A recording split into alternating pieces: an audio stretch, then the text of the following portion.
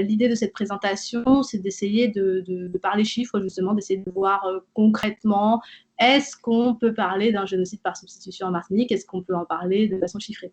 Je remercie vraiment Claire, je suis super contente de t'avoir entendu. Donc, déconstruire le génocide par substitution. L'idée, c'est de faire une mise au point démographique. Donc, on va vraiment travailler sur l'aspect démographique de ce problème. Tu peux passer? Comme en a parlé Claire à la fin de son propos, effectivement, on peut se poser la question de savoir s'il s'agit d'un génocide. Si on reprend la définition que font les historiens d'un génocide. En fait, pour qu'il y ait un génocide, il faut qu'un État décide, il faudrait qu'un État décide de massacrer toute une population par rapport à un critère ethnique, religieux, politique. Donc, quand par exemple on décide de massacrer tous les Juifs, eh bien, et que l'État laisse une trace qui démontre que il a pris cette décision de massacrer tous les Juifs, eh bien, c'est un génocide. Quand on décide de massacrer tous les Kalinago et qu'on a des traces qui montrent qu'une autorité a décidé de tous les massacrer, eh bien, là, on peut parler aussi d'un génocide. C'est 1658, par exemple, pour la Martinique. Donc, ça, déjà, il nous faut pour qu'on parle d'un génocide, une intention d'une autorité et puis des critères d'identification.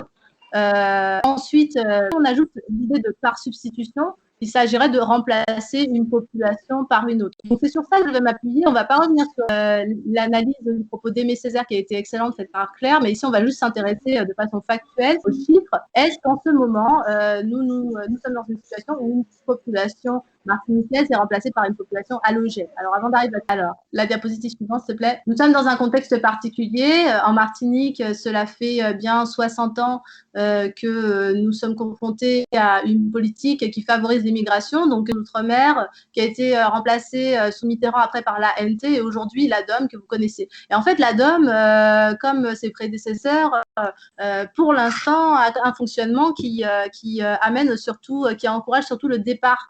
Et ce que l'on peut constater, c'est qu'on a surtout des départs, on a beaucoup de départs qui sont définitifs, c'est-à-dire que les gens partent et qu'on n'arrive pas à les garder, on n'arrive pas à les conserver, à les faire revenir sur le territoire après leur départ, après leur formation. Le résultat de ces différentes politiques, c'est qu'on a un solde migratoire déficitaire. Ça veut dire qu'il y a beaucoup plus de personnes qui partent que de personnes qui reviennent ou de personnes qui viennent s'installer même. Et la particularité de ce phénomène migratoire, c'est qu'il touche les populations qui sont en âge de procréer. Donc, on va dire entre 18 et 40 ans, eh bien, c'est vrai hein, que c'est très prosaïque, mais en termes démographiques, ce qui peut poser problème, c'est quand vous avez beaucoup de femmes entre 20 et 40 ans qui ne sont pas sur le territoire parce qu'en fait, elles sont en âge de procréer. Donc, les enfants, les Martiniquaises, elles font des enfants, mais elles sont très nombreuses à faire des enfants autre part. Et ça, on va voir que ça pose un problème puisque ça accélère le processus de vieillissement de la population. On entend souvent parler de vieillissement de la population. Moi, c'est un truc qui me pose problème parce que à force de parler de vieillissement de la population et de centrer le débat autour de ce vieillissement, eh bien, on laisse de côté le phénomène politique qui nous intéresse le plus, qui est le problème migratoire. Parce que les vieux, pour parler mais avec toute mon affection, hein, ne se multiplient pas. C'est très bien que les gens vieillissent en Martinique et qu'on puisse vieillir et avoir plus de 100 ans en Martinique. C'est une bonne nouvelle. On ne devrait pas s'en plaindre. Le problème, ce n'est pas qu'il y ait beaucoup de vieux en Martinique. Le problème, c'est que la population des jeunes diminue.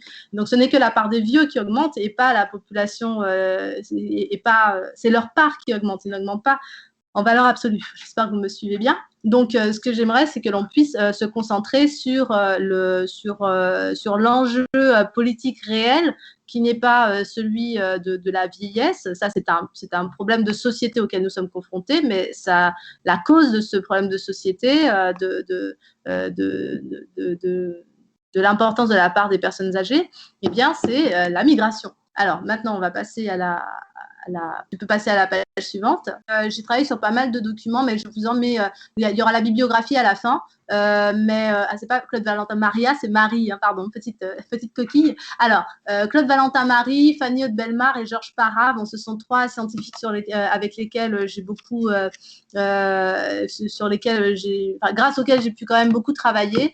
Claude Valentin Marie, c'est lui qui a dirigé l'essentiel des travaux sur l'enquête migration, famille et vieillissement aux Antilles. Hein. Fanny Haute-Bellemare, c'était une jeune chercheuse qui travaillait quand j'ai commencé mon doctorat, donc dans les années 2012-2014, elle travaillait sur la fuite des cerveaux dans la Caraïbe et elle a fait un papier qui est absolument génial sur ce sujet parce qu'elle explique bien les enjeux de ce problème. C'est pas qu'on se focalise sur les CSP+, parce qu'on serait dans une espèce de clique d'intello qui s'intéresse qu'au CSP+.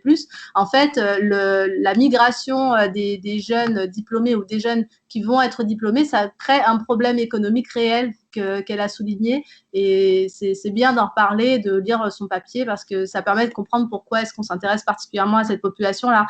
Et puis Georges Parra, qui est aussi un démographe qui travaille sur ce problème migratoire, sur la question du vieillissement et qui alerte les pouvoirs publics sur la question de la diminution de la population martiniquaise et que j'ai eu le plaisir de rencontrer. Voilà, tu peux passer à la suite. Donc, la question que nous allons nous poser. Oui, avant ça, excusez-moi, je vous montre une image que vous connaissez tous, hein, c'est juste pour vous mettre un peu en perspective. Migration et vieillissement de la population. En tout cas, vous voyez en principe le graphique, un graphique que vous connaissez bien, une pyramide des âges qui montre que nous avons un creux. Il manque de la population entre 18 ans et 40 ans. Alors ce creux, il n'est pas dû à une guerre ou à un événement qui aurait diminué la quantité de jeunes tout d'un coup en Martinique. En fait, c'est bien une population qui est déplacée. Alors la question, c'est a-t-elle été déplacée ou s'est-elle déplacée? Ça, c'est une question philosophique que je trouve très intéressante. Est-ce que quand on quitte la Martinique pour aller voir si l'herbe est plus verte ailleurs, c'est un choix? Est-ce que c'est un vrai choix? C'est, je pense, une question qui mérite d'être posée. Ce qu'il faut en retenir, je pourrais la remontrer après, mais ce qu'il faut en retenir, c'est que il nous manque de la population entre 18 et 40 ans, et particulièrement, voilà, oui, là, très bien, voilà, les jolis champignons. Il nous manque donc de la population entre 18 et 40 ans, c'est ça que nous dit ce champignon. Ça, c'est un phénomène qui est daté, c'est-à-dire qu'on a une accélération de ce phénomène à partir de 2008 et qui ne s'est pas tari. Donc, on perd 3000 personnes par an et ce sont essentiellement des jeunes de cette tranche d'âge. Et j'attire votre attention sur le fait que ce sont des jeunes en âge de procréer. Ce n'est pas juste, vous ne partez pas juste faire des études, voir si l'herbe est plus verte ailleurs, etc. Vous partez d'un point de vue, du point de vue de la démographe, vous partez, vous marier, faire des enfants, enfin vous marier au sens large, hein, c'est-à-dire rencontrer quelqu'un, tomber amoureux, amoureuse, faire des enfants, fonder une famille, et finalement vous participez à la croissance de la population, mais autre part. Voilà, c'est ça le problème. Donc, on passe à la suite. Ensuite, la question que je pose, la population martiniquaise est-elle en voie d'être remplacée par une population halogène? Alors, j'ai bien aimé entendre Claire réutiliser ce terme, halogène, de Césaire. Donc, c'est-à-dire que plutôt Césaire a employé ce terme-là à Essian, hein, d'accord? La population martiniquaise est-elle en voie d'être remplacée par une population halogène? C'est-à-dire, est-ce qu'il y a une population d'une origine différente que celle des autochtones qui est en train de remplacer la population autochtone, d'accord? Donc, si on considère que les autochtones, ce sont des personnes dont au moins les grands-parents vivaient déjà en Martinique, les parents, les grands-parents. D'un point de vue statistique, ce que l'on va pouvoir séparer là dans tous les chiffres que je vais vous donner, on sait séparer la population qui est née en Martinique de la population qui n'est pas née en Martinique, d'accord? Et on sait séparer parmi les populations qui ne sont pas nées en Martinique, ceux qui sont originaires de la Martinique et ceux qui ne sont pas originaires de la Martinique. C'est-à-dire que quand on va parler des populations qui arrivent en Martinique, par exemple, il y a des gens qui ne sont pas nés en Martinique, mais dont les parents sont martiniquais ou guadeloupéens, d'accord? Donc ça, on sait faire, on sait dire cette personne n'est pas née en Martinique, mais je parle de population halogène, je vous parle de personnes qui ne sont pas nées aux Antilles, et qui n'ont pas d'origine antillaise non plus. D'accord? Allons-y. Donc, la population martiniquaise est-elle en train d'être remplacée par une population qui n'est pas originaire de la Martinique? On continue. Alors, voilà le plan de ce que je vais vous raconter. Je vous dis juste déjà les grands titres pour donner la réponse. Je spoil tout de suite, il n'y a pas de problème. Hein. Si vous devez partir, si vous avez piscine, vous aurez la réponse à votre question. La population non native de la Martinique suit une évolution que je qualifierais d'anodine. Désolée de casser. En fait, la réponse à la question, c'est non. Dans un premier temps, ce que je peux dire, c'est que la population non native, elle suit une évolution anodine. Donc effectivement, pas de panique, il n'y a pas d'arrivée massive de personnes halogènes, on va le voir ensemble. Par contre, le problème démographique, il est réel. Le problème démographique, il est dû au fait que la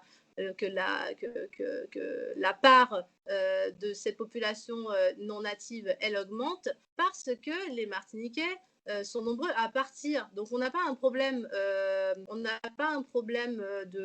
d'entrants, on a un problème de sortants. Le problème, c'est les gens qui partent, c'est pas les gens qui arrivent. En tout cas, en ce qui concerne la balance migratoire. D'accord ? Ensuite,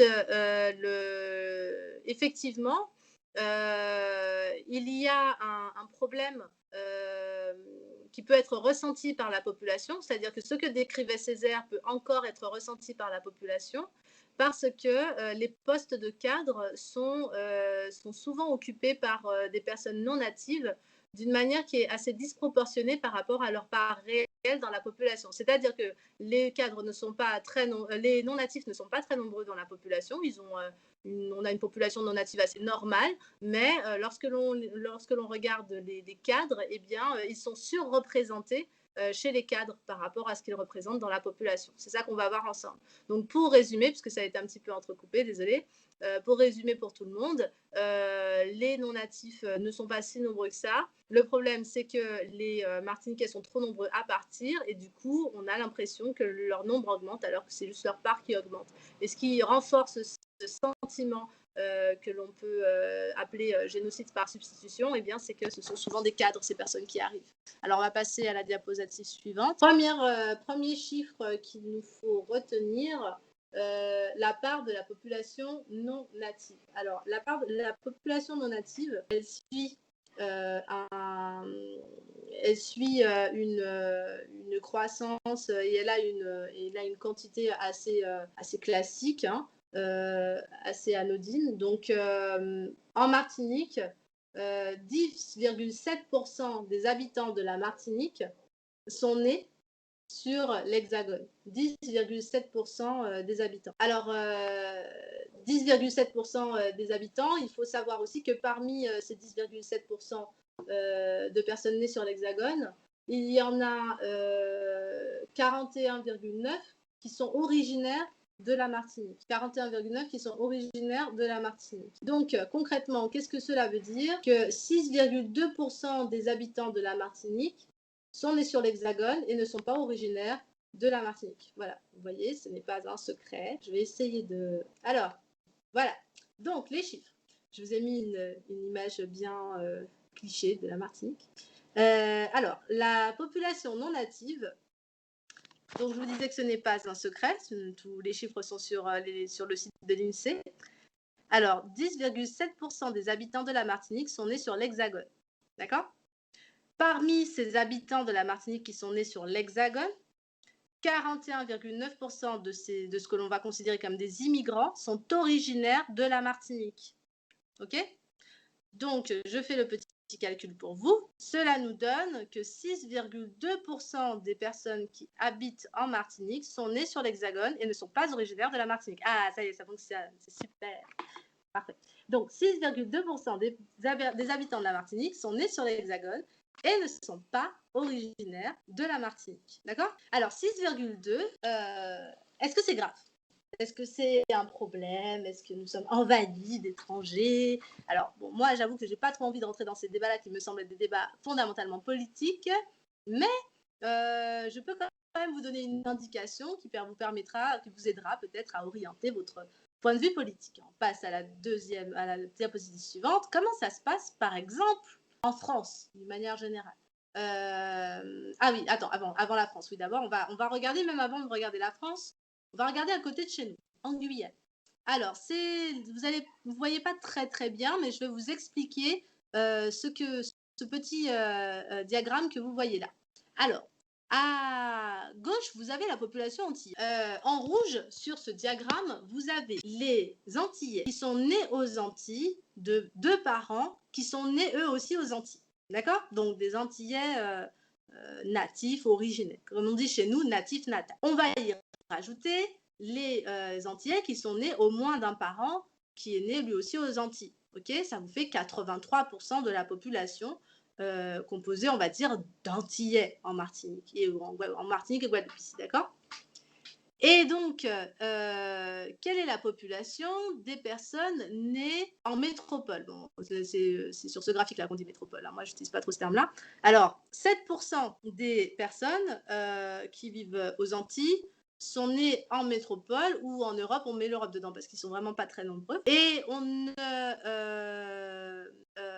va retirer de cela, on va faire bien attention à distinguer les originaires des Antilles, donc en jaune, d'accord?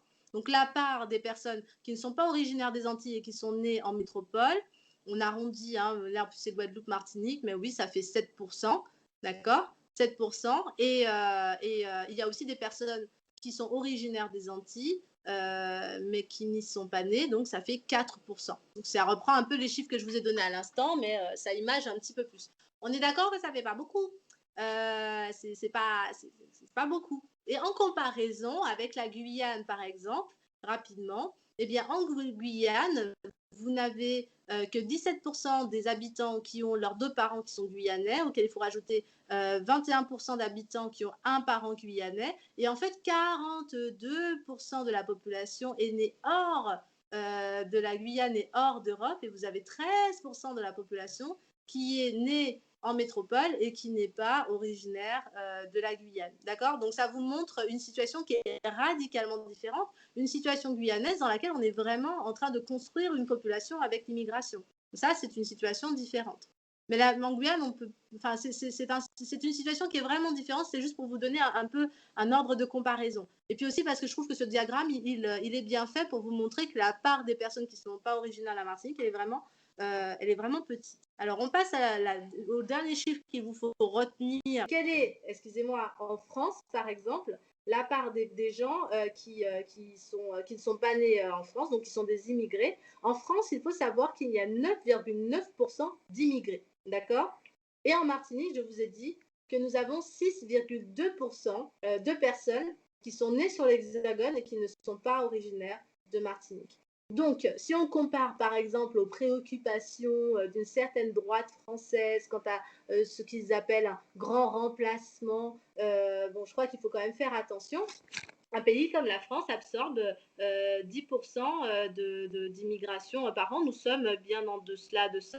On a 30% de moins, ça, nous sommes à 6,2% pour ce qui est de la population qui, j'imagine, intéresse cette présentation, c'est-à-dire les personnes qui sont nées sur l'Hexagone et qui ne sont pas originaires de la Martinique. Voilà, donc j'ai voulu parler franc, hein, exprès, hein, dire les mots tels qu'ils posent problème, histoire que l'on puisse rompre avec certaines amalgames. Deuxième point, la population non native suit une évolution anodine parce qu'elle augmente peu, très rapidement. Pour 2006 à 2015, on aura bientôt les nouveaux chiffres. Hein. J'aimerais bien vous les mettre à jour, ça ne saurait tarder. En Martinique, de 2006 à 2015, la population des non-natifs qui vivaient sur le département a augmenté de 1,4%. 1,4%, c'est normal. Notre population devrait augmenter de 1,4% si tous les jeunes ne se barraient pas du territoire. Voilà, ce serait un taux d'accroissement normal, d'accord? Donc, on ne peut pas reprocher à la population non native d'augmenter de 1,4% par an. C'est normal. Voilà, je ne peux pas vous dire beaucoup plus que ça. C'est normal. On aurait tort de leur jeter la pierre.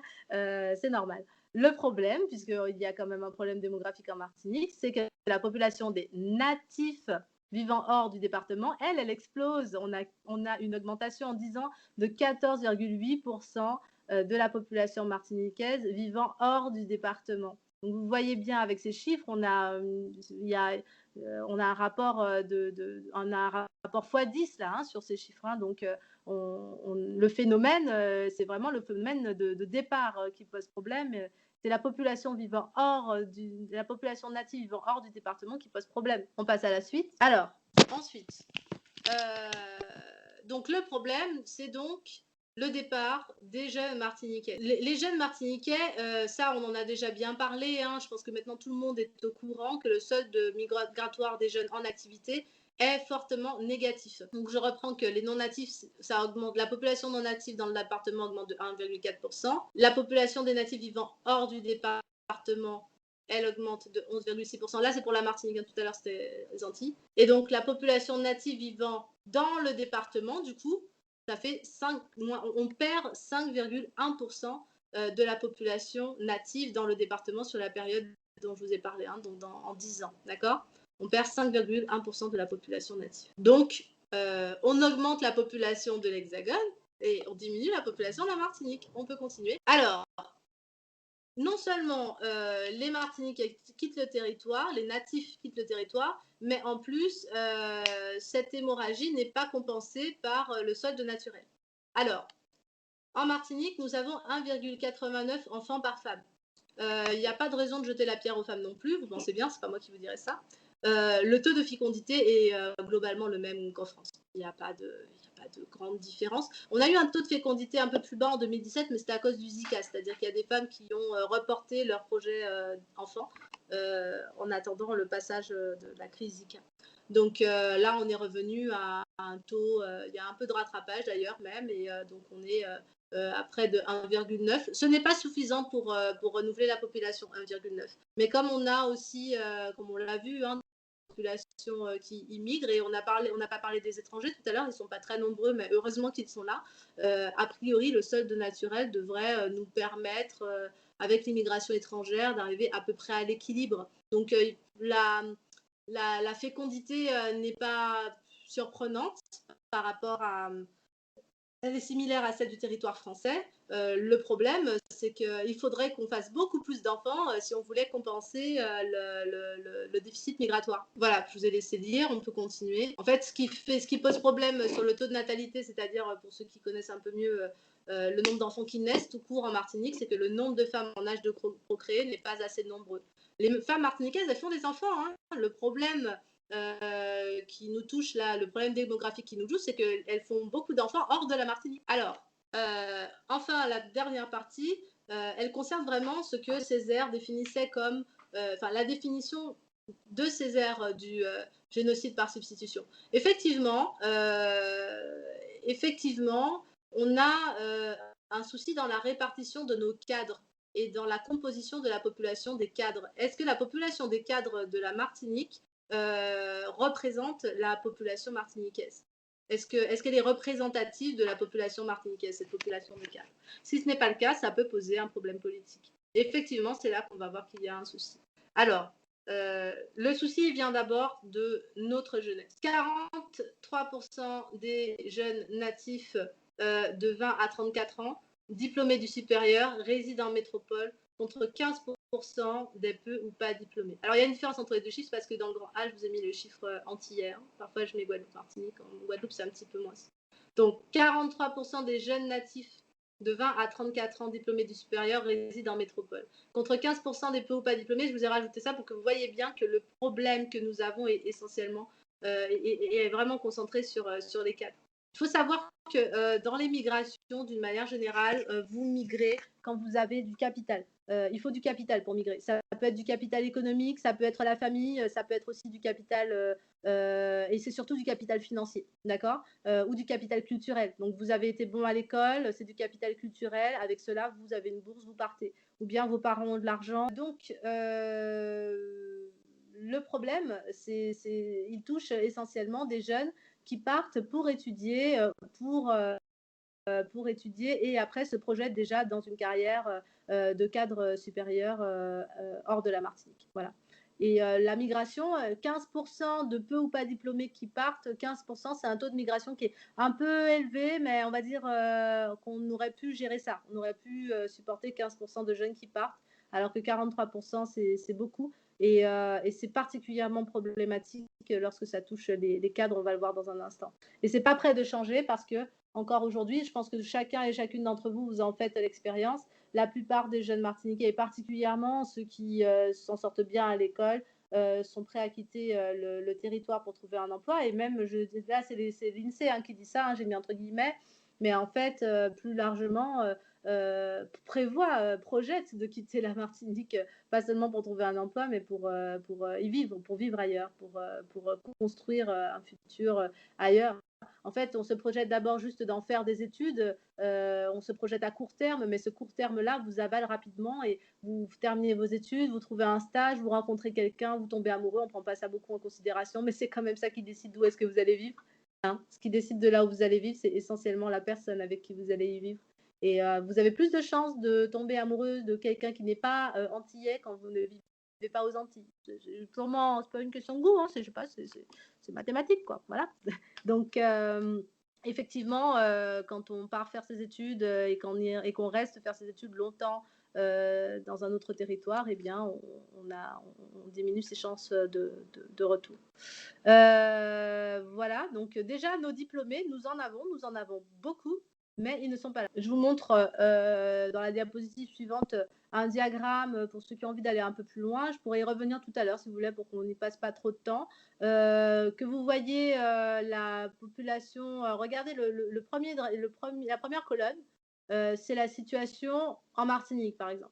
En Martinique, dans un territoire comme la Martinique, vous avez près de 40% de personnes qui n'ont pas de diplôme ou très peu de diplôme, et plus de 60% de la population n'a pas plus que le CAP ou le BEP, d'accord? Alors que les natifs des Antilles qui se retrouvent en métropole, et bien là, vous voyez que nous avons 58% de la population des natifs qui vivent en métropole qui ont au moins le baccalauréat. Donc, on est dans un renversement complet de la balance. D'accord ? Donc, en fait, nous avons autant de diplômés qu'ailleurs. Hein. Si vous prenez l'ensemble des natifs, vous voyez qu'on a quand même beaucoup de gens qui n'ont pas le bac, mais si quand même on prend en considération les caractéristiques socio-économiques et tout, c'est pas mal du tout, quoi, si on compare à d'autres territoires similaires en France. Mais le problème majeur, c'est que le peu de diplômés que nous avons, hein, les 40 et quelques pourcents de diplômés que nous avons, ils partent en trop grand nombre. On a besoin d'eux sur le territoire. Voilà. Vous avez tout à droite une colonne d'un pays riche, voilà, qui fonctionne bien, qui a près de 60% de gens qui ont le bac. Eh bien, c'est ça qu'on devrait avoir. Et en fait, si vous comparez la deuxième et la dernière colonne, vous voyez bien que la population des Martiniquais sur l'Hexagone, eh bien, elle colle à ce que le marché du travail hexagonal attend. Et elle est absorbée par ce marché-là. Alors qu'en fait, on aurait besoin d'elle sur place. Diapositive suivante. Donc, un chiffre à retenir. 43% des jeunes natifs de 20 à 34 ans diplômés du supérieur résident en métropole, contre 15% des peu ou pas diplômés. Voilà, un petit chiffre à retenir si vous voulez prendre des notes, s'il y a des gens studieux. 43%. Ensuite, on continue. Alors, Fanny Belmar, je vous invite à lire son article, hein, j'ai mis les références à la fin, qui nous montre que ce n'est pas un phénomène typiquement martiniquais, hein, et d'ailleurs on n'est pas trop mauvais comparé à d'autres territoires des Antilles. En Jamaïque et Haïti, vous avez un taux d'émigration de 80% parce qu'il n'y a pas du tout de débouché et parce que la situation est terrible et que donc si vous avez l'opportunité de partir, vous partez. D'accord ? Le territoire avec le plus faible taux de fuite des cerveaux, c'est Cuba avec 23%, mais c'est quand même une dictature. Quoi. Pour quitter le territoire, c'est un petit peu compliqué. Voilà, donc c'est pour vous donner un petit peu des points de comparaison. Nous avons un taux de fuite des cerveaux plus important qu'à Cuba, plus important qu'à Sainte-Lucie, juste à côté, mais moins important que sur des petits territoires, presque des micro-États comme Dominique et Saint-Vincent. Voilà. Donc ça vous montre que finalement, on est dans une moyenne caribéenne. On n'est pas, il ne faut pas non plus s'autoflageller. Nous sommes dans un problème qui a évidemment des caractéristiques particulières dues au lien particulier de la Martinique avec la France, mais qui se place aussi dans une problématique caribéenne beaucoup plus large. On continue. Ce que nous rappelle aussi dans son article Fanny Haude, c'est qu'il faudrait avoir moins de 10% de fuite des cerveaux, donc de diplômés hors du territoire, pour être dans une dynamique positive. C'est-à-dire que vous l'entendez souvent, hein, moi je l'entends et je veux bien l'entendre, hein, que c'est bon pour le territoire d'avoir des jeunes qui font la culture, des liens avec de grandes entreprises, apportent de la richesse au territoire, effectivement. Quand on a des étudiants qui sont à l'étranger, ça fait des liens entre les peuples, ça alimente la richesse. C'est pas pour rien que la France développe les programmes Erasmus, multiplie les liens avec les autres pays, il y a des alliances françaises un peu partout. Évidemment que c'est bon pour un pays d'avoir de forts liens, et notamment des liens familiaux, hein, qui se construisent avec des pays étrangers ou avec d'autres territoires, jusqu'à un certain point. Et en ce qui concerne l'économie, puisque c'était le travail sur lequel elle s'était penchée, en ce qui concerne l'économie, au-delà de 10%, c'est un peu problématique. À partir de 10%, on commence à avoir des problèmes. Nous, on est à 43%. Voilà. On continue. Et enfin, la question qui vous intéresse tous et toutes, j'ai mis à la fin, sinon vous allez partir. Alors, où sont les non-natifs? Ils occupent des postes très variés. Mais pour reprendre un petit peu la réflexion d'Aimé Césaire, les natifs de Martinique sont les natifs de Martinique sont sous-représentés parmi les cadres et professions intellectuelles supérieures.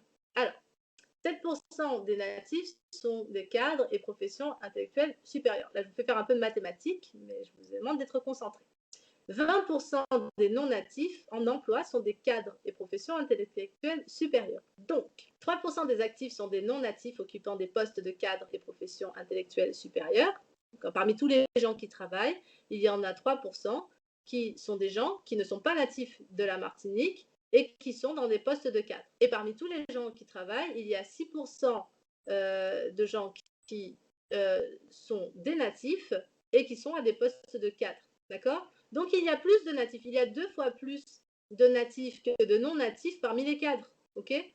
Si vous regardez la population des cadres, parmi les cadres, vous avez 1/3 de non-natifs et 2/3 de natifs. Donc, on ne peut pas dire que l'encadrement est accaparé par les non-natifs en Martinique. Mais, je vous vois déjà bondir devant vos écrans, si vous savez bien calculer, tout de même, puisque je vous ai dit tout à l'heure que les non-natifs n'étaient que 6,2%. Alors, s'ils ne sont que 6,2%, pourquoi représente-t-il 1/3 des cadres?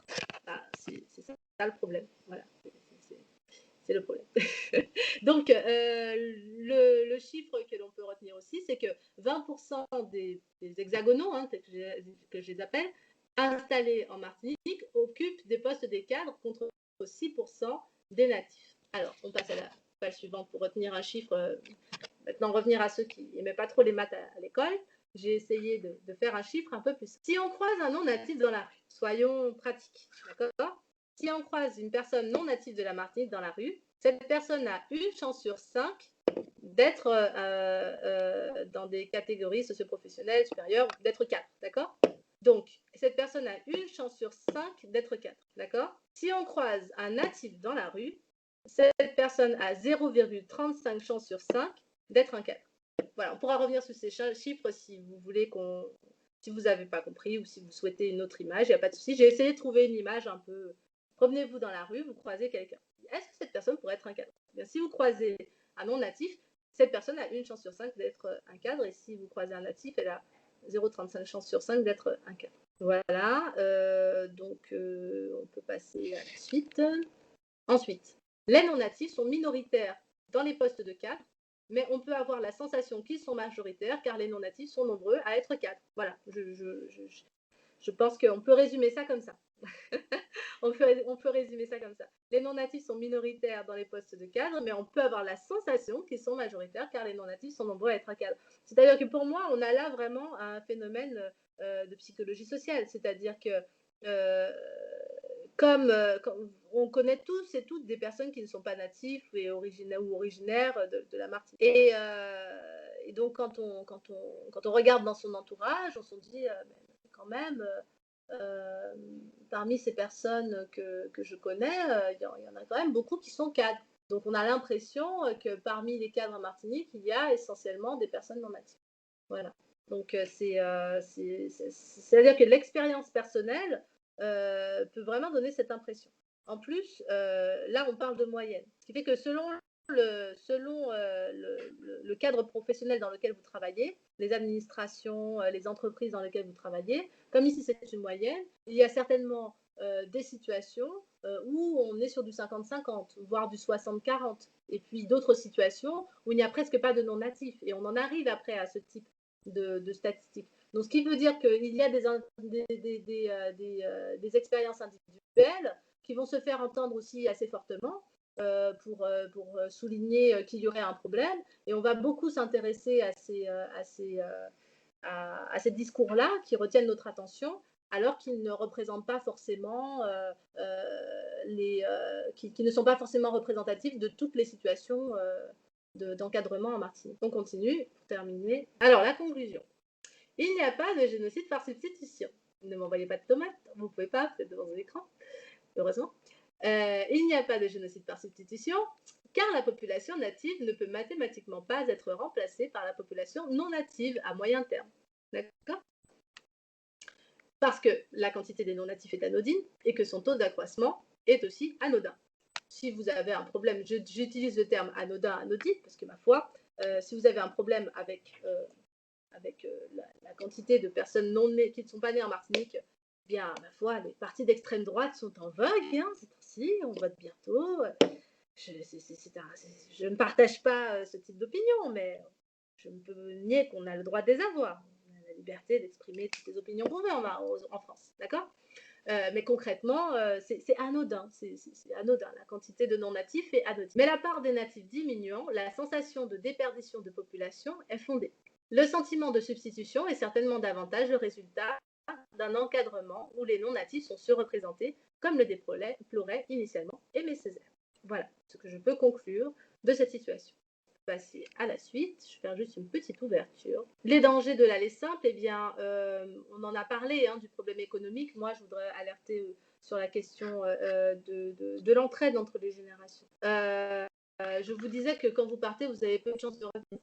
Alors, si vous êtes des enfants ou si vous êtes là ou si vous êtes vous-même là-bas, j'ai les chiffres des années 90. Désolée, je sais qu'ils sont un peu rassis, mais je pense que ça n'a pas dû trop changer. J'essaie d'avoir les autres. Je pense que je vais bientôt mettre à jour ma diapositive, mais voilà. Pour l'instant, j'ai cela. Donc, entre 24 et 43 ans, donc juste après les études, enfin, juste après, un peu après les études, 11% des hommes reviennent, 15% des femmes reviennent.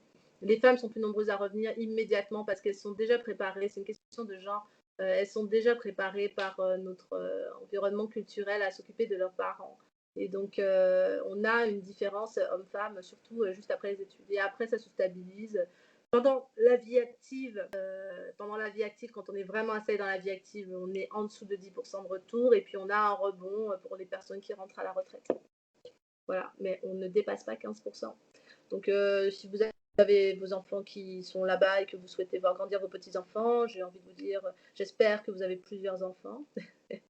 et puis, militez. Voilà.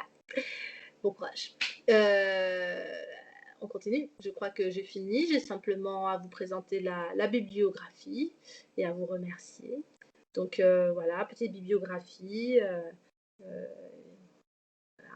Avec donc les enquêtes que j'ai utilisées particulièrement pour ce diaporama. On m'a demandé de faire simple, j'ai essayé de faire simple, d'essayer de faire quelque chose de dynamique et d'accessible à tout le monde. Donc j'espère que ça vous a plu, que ça vous a intéressé, que ça a répondu à vos questions. Et puis nous allons pouvoir discuter davantage pour essayer d'aller plus au fond. Si vous voulez avoir des chiffres plus précis, j'en ai, c'est juste que c'est sur un diaporama beaucoup plus rébarbatif. Mais je peux aller fouiller les chiffres pour vous donner un peu plus d'informations si vous le souhaitez. Donc ce ne sont pas mes chiffres, ce sont essentiellement ceux de l'INSEE. Ils sont accessibles à tous. Vous pouvez aller sur le site de l'INSEE et les rechercher. Avec les informations que vous avez là, ça va vous aider à les trouver. Et puis je vous invite à lire l'article de Fanny Aude qui est vraiment top. Voilà, et donc tu peux mettre la dernière diapo pour laisser mon contact s'il y a des gens qui souhaitent me contacter. Voilà, je vous remercie.